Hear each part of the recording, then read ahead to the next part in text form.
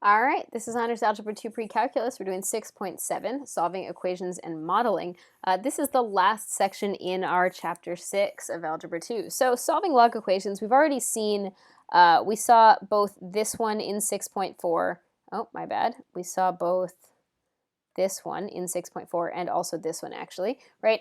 Now what we're going to do is we're going to talk about some option 3 stuff, and then we're going to do problems like all of these. So the third option for solving log equations is when there isn't a log on some terms at all, right? Like some term is just a 5, right? So what we're going to do if that happens is we're going to move all of the logs to one side and combine them into a single log using log properties, and then we're going to rewrite the equation in exponential form, which can also be called exponentiating, and then solve. So let's go ahead and walk through lots of log problems, and then we're going to solve some exponential equations as well, and just a lot of practice in this video. All right, so we've seen one like this before. The first thing we're going to do is we're going to combine the two logs on this side into a single log. So I'm going to get the log base 9 of x plus 6 over x. It's division because of the subtraction. And now I'm looking at that one-to-one property, right? Log base 9 of stuff equals log base 9 of stuff. I can say that the stuff is equal, right? I'm going to multiply the 2 over, so I get x plus 6 equals 2x.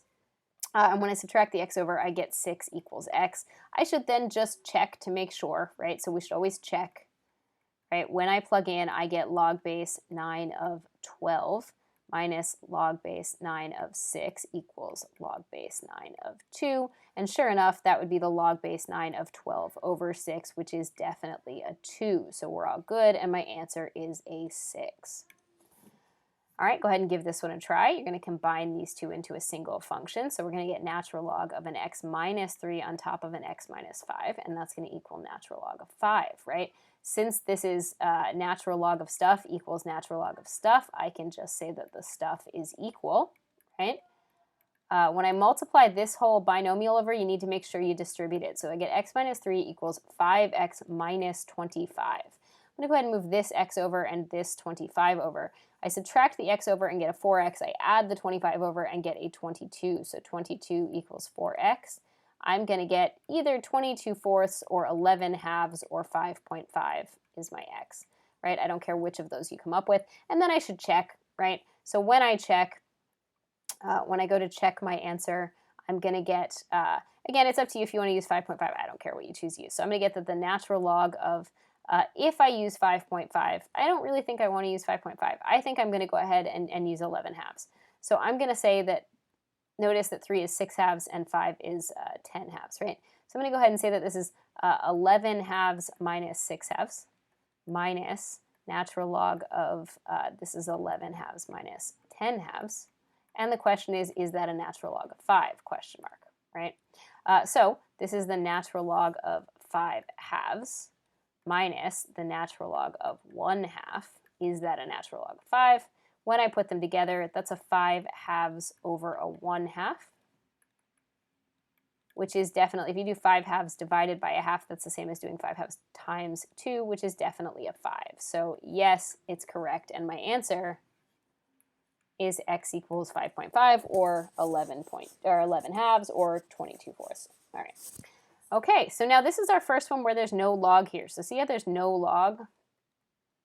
This is that option 3 that's going to be a little bit trickier. So when I combine these into a single expression, I'm going to get the log base 6 of x times an x minus 9. I would suggest you go ahead and distribute it, but it's up to you. So I'm going to get that this is the log base 6 of x squared minus 9x equals 2. So when I rewrite this, so now I'm going to rewrite as an exponential. So it's going to be 6 to the second equals this stuff. So 6 to the second equals x squared minus 9x. That means 36 is x squared minus 9x. So 0 is x squared minus 9x minus 36. So now I'm going to need to factor to solve. So I see that it's 36. Now 36 is tricky because there's a lot of things that multiply to 36, but I'm pretty sure that the only one that gives me that 9 is a 3 and a 12. So I'm going to make this x minus 12, x plus 3, and sure enough, if I FOIL, that would give me a negative 36, right, and a minus 9, because I'd get a negative 12x and a plus 3x. So either x is 12 or x is negative 3. Well, now, remember, we've seen this trick before. There is a log that just has an x there. I can't plug that in that -3 is definitely extraneous because that log just has an x. There's no math when I plug in. If I plug in a -3 here, it's just going to be a negative inside a log. But I can check 12, right? I should check the 12. So when I check 12, I'm going to get that this is the log base 6 of 12 plus the log base 6 of 3. The question is, when I put that together, is it a 36? And it absolutely is, right? So yes, it's a 36. I want to see that that equals 2. Sure enough, log base 6 of 36 is a 2 because 6 to the second should give me 36. So that's true, and my answer is a 12. All right, let's go ahead and try this one. You can pause me if you want. Right, so the first thing I'm going to do is combine these two together. So I'm going to get log base 2 of an x plus 1 over an x minus 4, because that's subtraction right here, right, equals 3.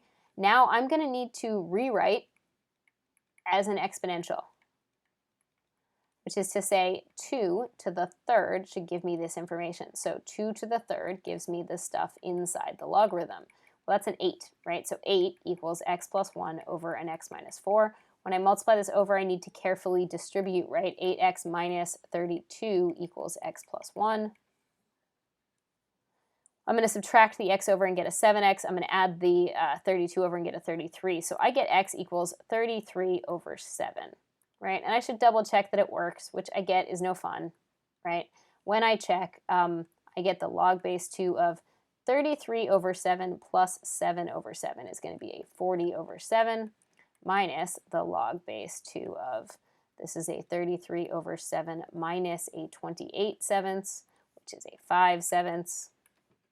So that's a log base 2 of 40 over 7 divided by 5 over 7 would be times 7 over 5. So I get log base 2 of 8, right? 40 over 5 would be 8.